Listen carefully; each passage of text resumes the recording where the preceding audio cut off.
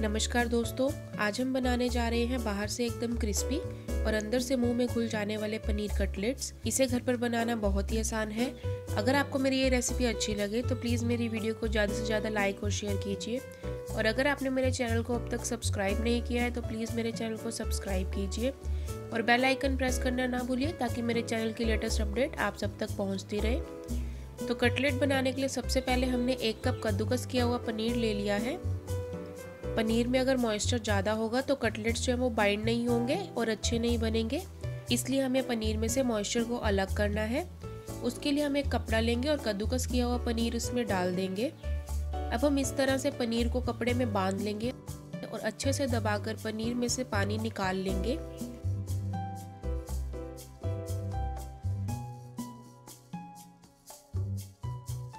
देखिए, इस तरह से जितना हो सकता है उतना मॉइस्चर यानी पानी हमने पनीर में से निकाल लिया है। अब हम एक मिक्सिंग बाउल लेंगे, डालेंगे उसमें पनीर। देखिए पनीर में से मॉइस्चर कितना कम हो चुका है। डालेंगे इसमें 1/4 कप उबले और कद्दूकस किए हुए आलू। 1 बड़ा चम्मच कद्दूकस किया हुआ प्रोसेस्ड चीज डाल देंगे। ये पूरी तरह से ऑप्शनल है, आप चाहे तो इसे स्किप भी कर सकते हैं, बट इसे डालने से इसका टेस्ट बहुत ही अच्छा हो जाता है। डालेंगे 1 बड़ा चम्मच बारीक कटी हुई लाल शिमला मिर्च।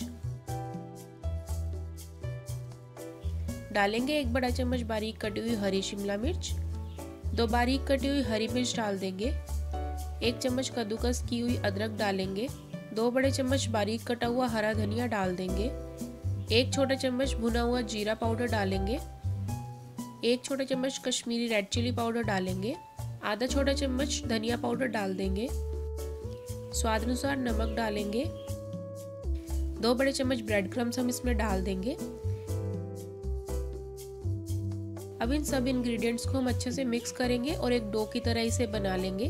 अगर मिक्सचर बाइंड ना हो तो आप उसमें 1 बड़ा चम्मच ब्रेड क्रम्स का और डाल सकते हैं। तो ये देखिए कटलेट्स के लिए हमारा मिक्सचर तैयार है। अब हम कुकी कटर लेंगे। आप किसी भी शेप का कुकी कटर यूज कर सकते हैं।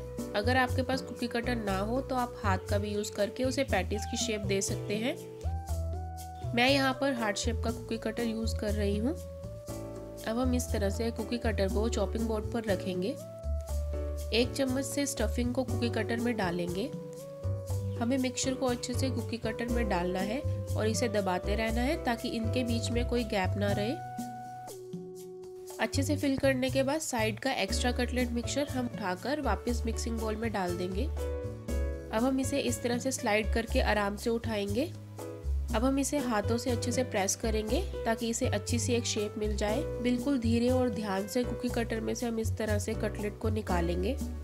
देखिए कितनी ही परफेक्ट शेप वाला कटलेट बनकर तैयार हुआ है। इसी तरह हम सारे कटलेट्स बनाकर तैयार कर लेंगे। आप चाहें तो चम्मच की जगह हाथों से भी कुकी कटर में मिक्सचर को अच्छे से भर सकते हैं।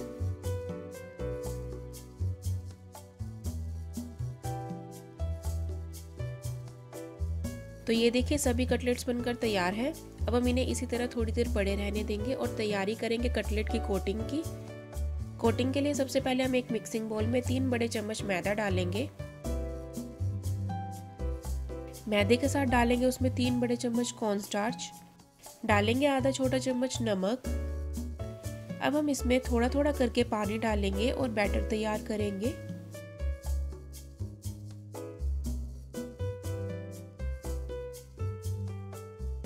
ये देखिए हमें इसी तरह की पोरिंग कंसिस्टेंसी का बैटर चाहिए था, तो बैटर बनकर भी तैयार है। अब हम एक दूसरा मिक्सिंग बाउल लेंगे और डालेंगे उसमें 3 बड़े चम्मच क्रश की हुई आलू भुजिया। डालेंगे 3 बड़े चम्मच ब्रेड क्रम्स और इन्हें मिक्स कर देंगे। आप चाहें तो नायलॉन सेव का भी यूज कर सकते हैं। अगर आपके पास नायलॉन सेव और आलू भुजिया नहीं है तो आप सिर्फ ब्रेड क्रम्स का भी यूज कर सकते हैं। अब लास्ट में एक प्लेट में हम 2 बड़े चम्मच मैदा लेंगे। अब हम कटलेट्स की कोटिंग स्टार्ट करेंगे। उसके लिए सबसे पहले हम उसे मैदे में कोट करेंगे और एक्स्ट्रा मैदा हम हटा देंगे। अब हम कटलेट को डालेंगे मैदे और कॉर्न स्टार्च की स्लरी में और इसे अच्छे से कोट करेंगे।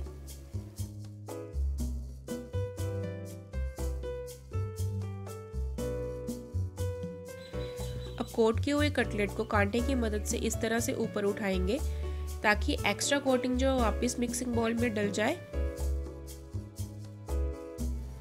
और डालेंगे इस कोट किए हुए कटलेट को ब्रेड क्रम्स वाले मिक्सचर में।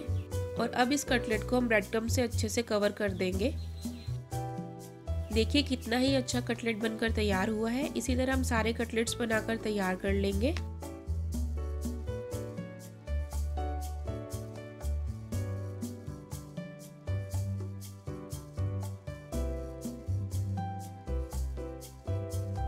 तो देखिए सभी कटलेट्स बनकर तैयार हैं। अब हम इन्हें डीप फ्रीजर में कम से कम आधे घंटे के लिए रख देंगे। आधे घंटे बाद हमने कटलेट्स को फ्रीजर में से निकाल लिया है। आप चाहें तो इन्हें स्टोर करके भी रख सकते हैं।